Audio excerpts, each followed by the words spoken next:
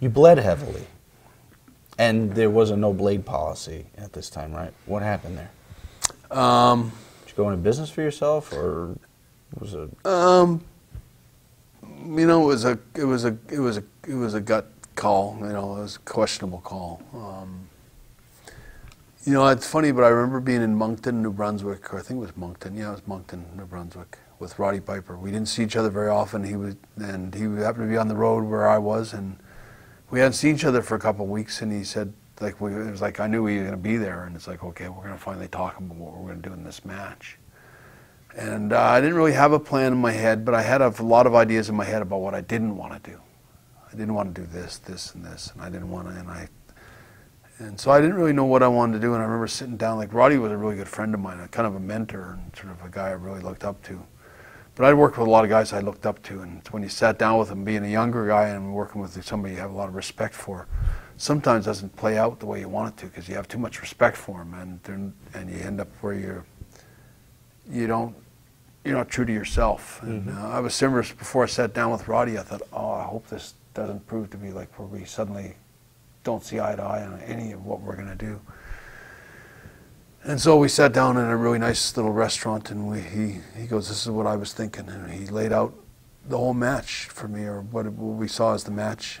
And I remember it was like, as he talked, it was like, this is exactly what I want to do as the match.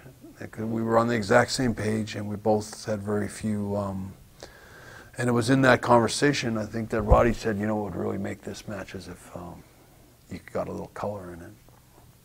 And there was just the thought that we would try it, maybe think about it, and I would, the big question wasn't whether I could do it, it was a question of whether I could get away with it. And if you know the facts about that whole day is that Flair and Macho Man went out, I guess, right after us, and they were planning on doing the same thing. Well, they got fined. I mean, I never got fined. I was going to ask you about that. Because I was more professional. You know, you don't see me. Ric Flair, you see this stuff, like all, you know, it's like, there's no art to that. You know, it's like just everybody knows, hey, there's a guy wrestler cutting his forehead again, you know. Why is he cutting himself, Dad? Like, I don't know. Like, where in my case, I don't think you see me cut myself ever. But does Vince pull you aside and say, you know, you weren't supposed to do that? No, he didn't know. Nobody knew. And they asked me. They asked me if me and Roddy. Oh, so you passed it off as hard way? We passed it off as hard way. And when I came back to the dressing room, me and Roddy had a bit of a pull apart where the wrestlers, Chief Jay Strongbow, kind of. We didn't have a pull apart, but Roddy kind of made out like he was going to go for me, and I think they kind of like, hey, let it go, and he kind of stormed off the other way. But we played up that he was, you know, that there was a bit of heat between us.